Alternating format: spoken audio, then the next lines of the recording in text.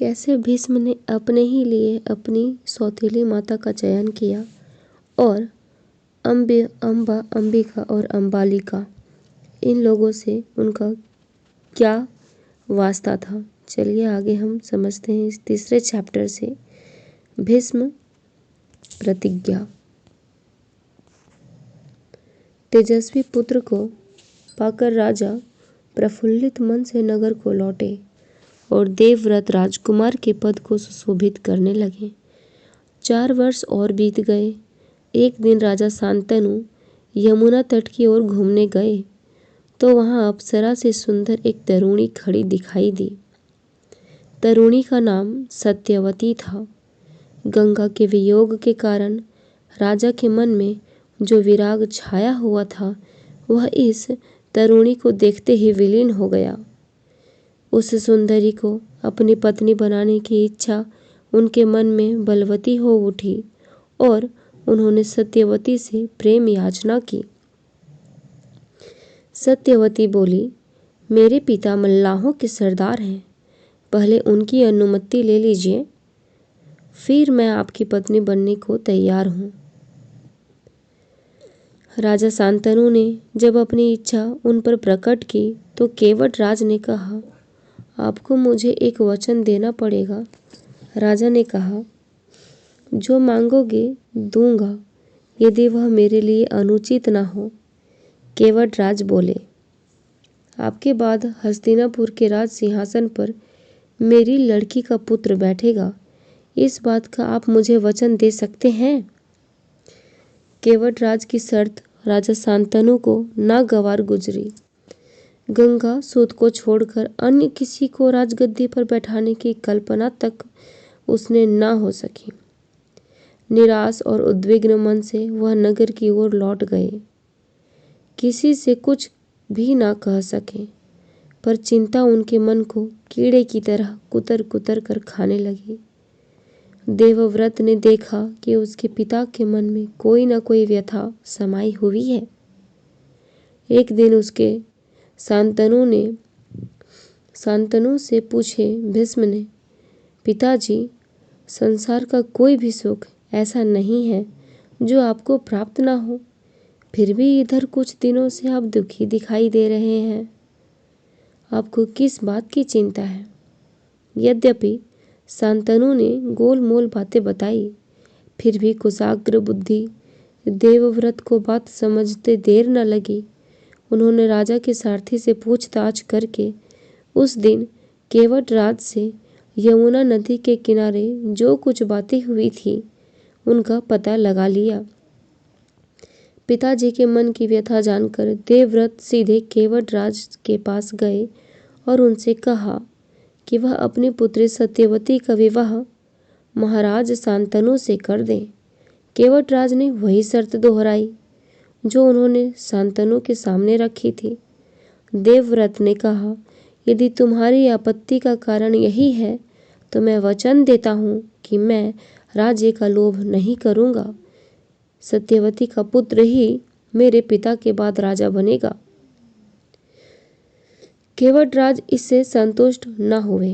उन्होंने और दूर की सोची। बोले, आर्यपुत्र, इस बात का मुझ पर भरोसा है, आप अपने वचन पर अटल रहेंगे, किंतु आपकी संतान से मैं वैसी आशा कैसे रख सकता हूँ?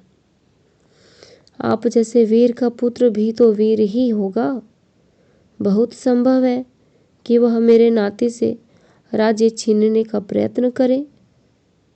इसके लिए आपके पास क्या उत्तर है? केवट राज का प्रश्न अप्रत्याशित था।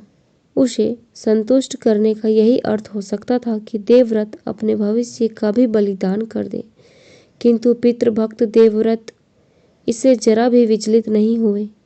गंभीर स्वर में उन्होंने यह कहा, मैं जीवन भर विवाह नहीं करूंगा, आजन्म ब्रह्मचारी रहूंगा। मेरे संतान ही न होगी। अब तो तुम संतुष्ट हो। किसी को आशा न थी कि तरुण कुमार ऐसी कठोर प्रतिज्ञा करेंगे। देवव्रत ने भयंकर प्रतिज्ञा की थी, इसलिए उस दिन से उनका नाम ही भीष्म पड़ गया। केवट राज ने सानंद अपनी पुत्री को देवव्रत के साथ विदा किया। सत्यवती से शांतनु के 2 पुत्र हुए, चित्रांगदा और विचित्रवीर्य। शांतनु के देहावसान पर चित्रांगदा हस्तिनापुर के सिंहासन पर बैठे और उनके युद्ध में मारे जाने पर विचित्रवीर्य की 2 रानियां थीं, अंबिका और अंबालिका।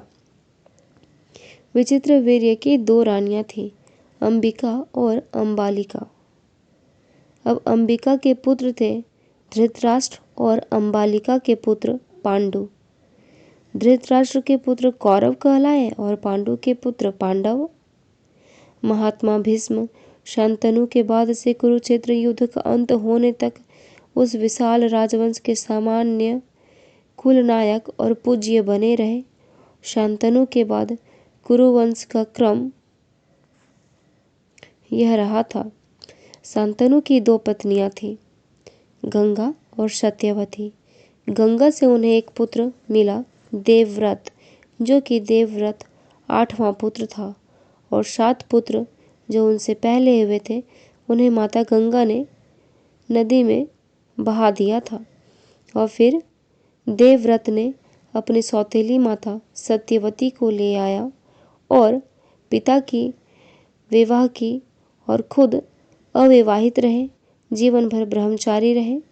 और जो उनकी सौतेली माता सत्यवती थी, उन्हें सत्यवती से 2 भाई मिले, चित्रांगदा और विचित्रवीर्य। चित्रांगदा भी अल्प उम्र में मारे गए और विचित्रवीर्य जो बचे थे उनकी शादियां 2 स्त्रियों से हुई, जो 2 रानियां थीं, अंबिका और अंबालिका। अंबिका से धृतराष्ट्र हुआ और अंबालिका से पांडु। और धृतराष्ट्र के पुत्र कौरव, पांडु के पुत्र पांडव। अध्याय 3 यहीं समाप्त होता है। और इस तरह से देवव्रत भीष्म पितामह के रूप में जाने जाने लगे।